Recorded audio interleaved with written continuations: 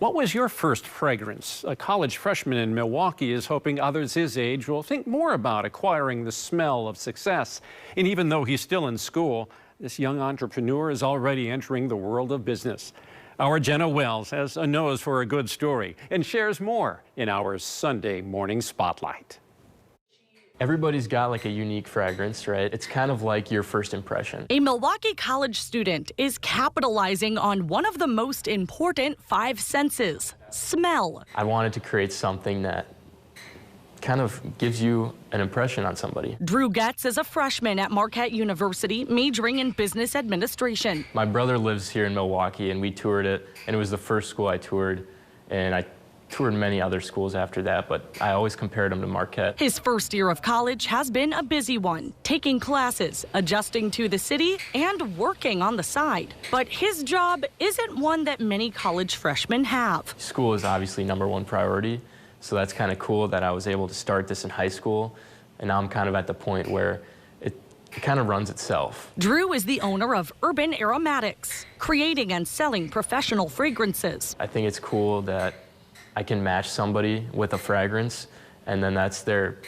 signature, right? That's their impression. Like many good ideas, this one started in a garage, his parents' garage in Rochester, Minnesota. Me and my friend wanted to start a friendly competition. He wanted to do candles, and I was just not into candles, so I was like, well, let's make a competition out of this, and I started fragrances. Certainly not your typical competition. I would say entrepreneurship kind of runs in my blood. But starting a business is Drew's kind of fun. My uncles, they're all, businessmen, and it's just kind of fun to grow up around that. He's always been a fan of colognes. Though other teenagers might be wearing Axe body spray or Old Spice, Drew wanted to create something more sophisticated. The biggest push for me was kind of really having something that isn't harmful for my body. So I wanted something that was, vegan, cruelty-free, and I'm not allergic to. There's not really a playbook for fragrance making. There's a lot of oils involved, and creating the right balance between them,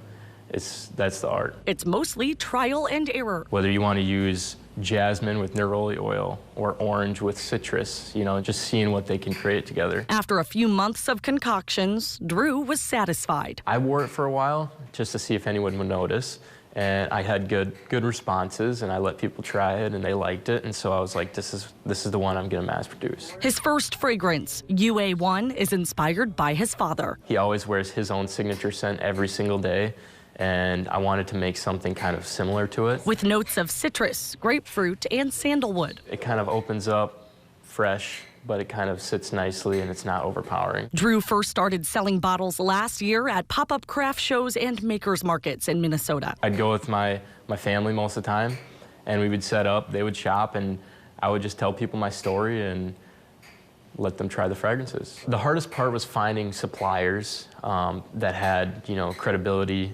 and everything that I wanted to put into my product. And after that, the product started showing up at my parents' house. It proved to be successful. It's also nice to see people come back for their second bottle, and then they tell their friends, and they're like, oh, I found you here. My friends saw you at the craft show, and we had to try you out. And, that's kind of at the point where I was like, this is working. Quickly growing as Drew prepared for college. I had my appointment with the tax accountant, and I was in the green. And his parents are along for the ride. They've played a big part, honestly, with me being at college now.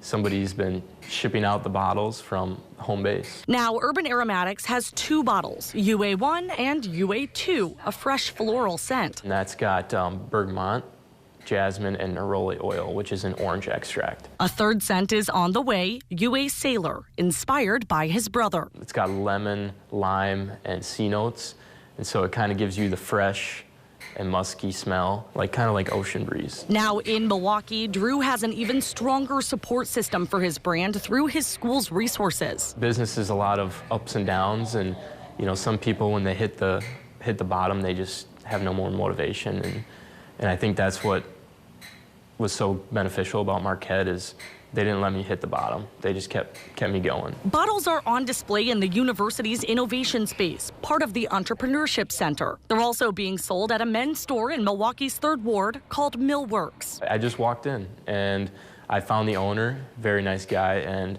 I basically just told him my story, and that's what he bought. He bought the story, and you know, the product came after. Drew hopes to keep growing his product line and expanding into other stores in the city. They always say business needs time to mature, and my thought process was, if I create it now, I got 4 years of college to let it marinate. But his true passion is to inspire others. Young entrepreneurs out there, I want to give back to them and maybe help them get where I'm at, because I started from scratch, and it's a process. Drew calls Urbane Aromatics bold, modern, and unique. He says that's also what it takes to be a businessman at any age. It's not overnight success. A lot of people frame it to be, but you got to compare yourself to you. You're building your own brand, and that takes time.